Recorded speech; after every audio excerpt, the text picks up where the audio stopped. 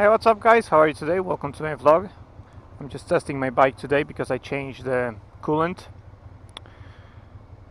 Changed the coolant, flushed the system properly with the reservoir. It's brand new coolant, so I don't have to worry about it for 2 years now. But I just testing it out, giving it a ride and see if I have to top it up after the ride. Obviously when you change the coolant, do go for a ride and then check, because some might have escape or something like that. Just it's for the safety sake of it, pretty much. Better to check than have not enough coolant and overheat your bike. So anyway, in today's topic I want to talk about common, or well, maybe not most common, but very common rider mistakes, and those are usually attributed to new and beginner riders, right? So although I'm saying that that I can be attributed to new and beginner riders, that doesn't mean experienced rider cannot make those mistakes. So just to keep in mind. And I don't have a list or anything like that. I don't have a list, so you just list a few of them. I mean, I will tell you a few of them that I know, and if you want to add on to that, we can do it in a comment section if you have other examples of beginner or new rider mistakes, something like that. So it's not a top 5 or top 10 or anything like that. It's just a few examples and how to prevent those things. So I'm not going to give you just examples and just tell you, oh, this is fault, blah blah blah. I'll also tell you how you can prevent making that fault. Alright, so let's kick it off with the first and probably most common thing: stalling. Now, stalling can occur in a car, on a bike. There's no rule. The only rule is that you have to have a clutch, which is a manual bike, basically. So electric bike or automatic bike, well, you cannot really stall it, can you? There is no clutch, and therefore you cannot really stall it. If you just let go, you don't have a clutch, you have a brake over here. So if you just let go of your throttle, the bike will, after a while, stop by itself, right? Friction, road, basically physics. And so you cannot stall automatic or electric bikes. I don't know about electric bikes that much, but they don't have a clutch. You have an electric motor, so you cannot really stall them. Now, so we are talking about manual bikes, for example, the one I'm riding right now. So that's a manual bike, right? I have a clutch on my left over there, so that's a clutch.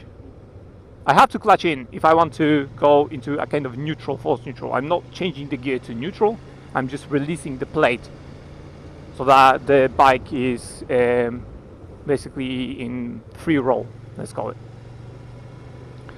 And basic stalling is basically poor clutch control, right? So you have a clutch pedal in a car and you have a clutch lever in your bike, and it's basically all comes to one point: poor clutch control. That's all there is to stalling. Poor clutch control, PCC for short. It doesn't exist, I just made it up, but sounds nice. PCC, poor clutch control. And obviously if you have a poor clutch control, you will not be able to find the biting point and add enough power or throttle, and therefore stall the bike. And that is basically it. That's how stalling works. And the bike or the car will lurch forward in the process of stalling, because the engine wants to go. You let the clutch out too much, and therefore the car chokes, or the bike chokes, lurches forward, and the engine stops it from going anywhere. You don't have to brake or anything, because it will brake automatically, kind of thing. Stop itself, it will just lurch forward. So that's how stalling works, right? And that is pretty much, I think everyone in their life stalled the bike or the vehicle, let's say, at least once. I mean, when you're learning on the bike, I stalled my a bike many times. Like when I was learning and stuff like that, my first CPT, I stalled the bike many times. You know, it's not that hard to stall a bike if you don't know what you're doing, if you're learning. And the same is with a car. So that's what I'm saying. You know, it's a common, very common mistake. People usually do it when they're learning, when they're beginners. Even after your CBT, you may have a situation when you stall your bike on lights. For example, you stop on the lights or a junction or roundabout, for example, and basically let go your clutch too quickly without adding the power, and the bike just simply stalls. You know, people behind you get angry and stuff like that. The usual kind of thing, right? So this is the fault, right? This is the mistake, error, whatever you like to call it. Now I will give you some tips how you can prevent that if you are a new rider or a beginner rider. Now a few tips I can give you to prevent that. The first tip is, before you go anywhere, even after your CBT, before you go anywhere, sit on your bike and get accustomed to your clutch. So, in a safe space available, I don't know, wherever you live, but try to simply sit there and check where your clutch bites, basically. That's all there is to it. Right? So I'll show you that in a moment. Let me just get to this area. Right? So basically, if I let go of my, see, the bike is going. See, the bike is going. So I know where it bites, right? And you have to pretty much play like that. Play like that for half an hour or something. It depends how long it will take you, but just play like that. Add power. Try to release it too much, see what happens. Try to release it too little and see what happens. Just play around with it. Get accustomed to your clutch. That's the best idea to prevent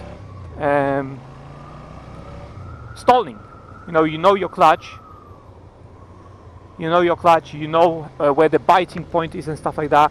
If you are very good with your clutch, you can just release it slowly, very slowly release it, and the bike will just go. Especially if you have a bigger bike. The smaller bikes will go as well. Because, for example, my old CBF, you could just release the clutch and it would go. You could just ride around without the clutch, not adding power or anything, just ride around. Obviously, that's not the correct way of doing it, but you can do it on pretty much any bike. 125 and up, probably. So that's the best tip you can get. Just play around with your clutch, spend some time, make sure you learn your clutch. You learn where the biting point is and what type of throttle twisting you have to do in order to start your bike in slow and controlled manner from the lights and stuff like that, so that you don't stall. Of course, with experience, this will become like a second nature to you, but in the beginning, when you don't know much, trying to basically doing this type of stuff is the best idea. Okay. Another tip I can give you, my throat is getting dry. Another tip I can give you is don't get scared when you stall. So when you stall, for example, on lights, the lights change to green, you try to move off, but you stall your engine. Don't give a shit about the people behind you. As in, not that, when they're trying to ram you, I'm not saying that, but when they're trying to, rush you. Just forget about these people. Focus on your own procedure of starting the bike again. So for example, if you select selected, for example, there are a few ways you can stall. Let's say you have a small bike and you stall and you forgot to change the gear down to first gear, for example, and you stayed in the second gear. Now if you stayed in the second gear, obviously moving off will be more difficult. So first of all, check if your bike is in first gear. If it is, clutch in and start the bike. That's it. You don't have to put neutral in. You can start it on first gear. You just have to remember that you have to put the clutch in. So pull the clutch in and start the bike, and then just move off.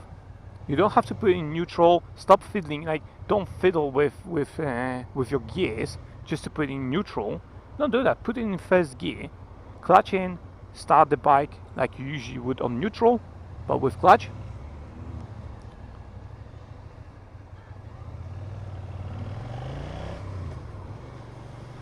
And that's pretty much it. Okay, dude. Let me overtake that because it's slow.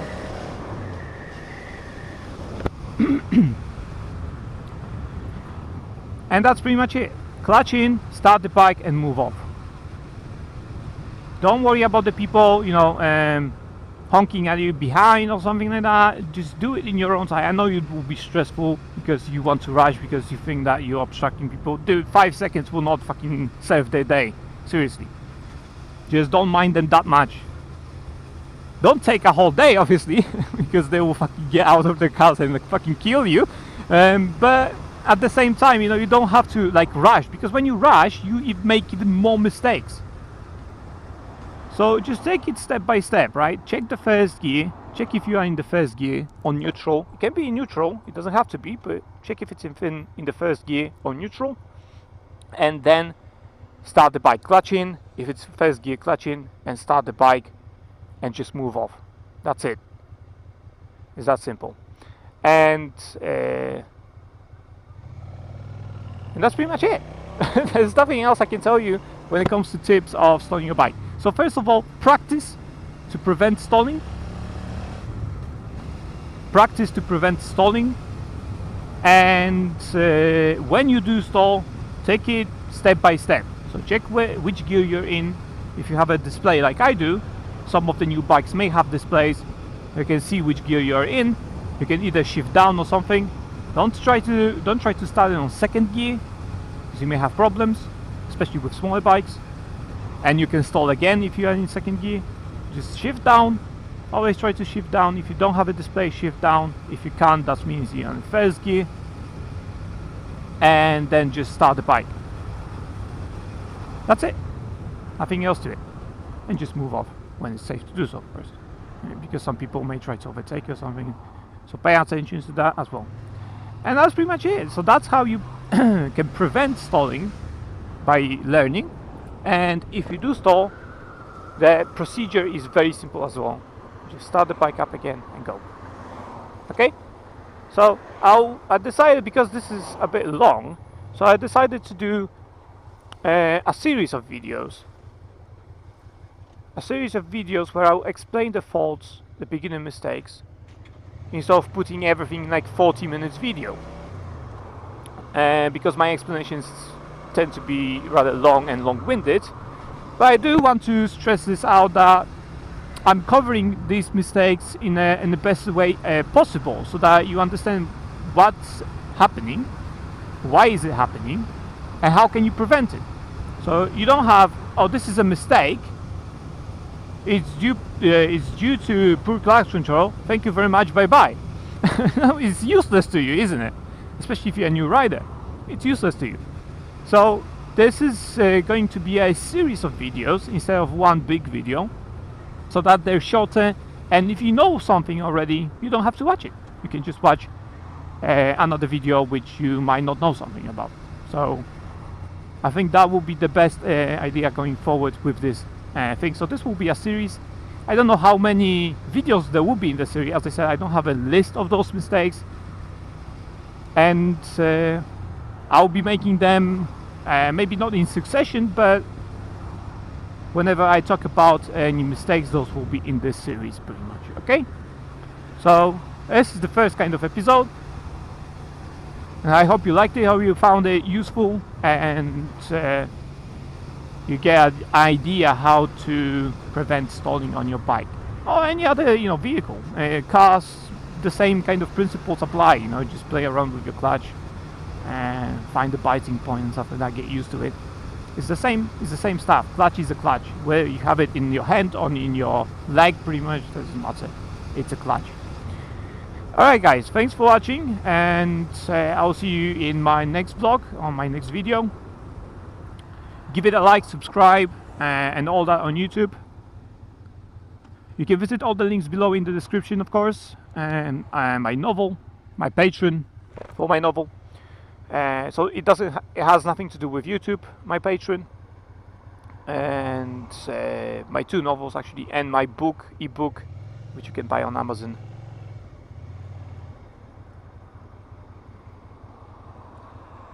Alright, So thanks for watching, guys. See you next time. Last out.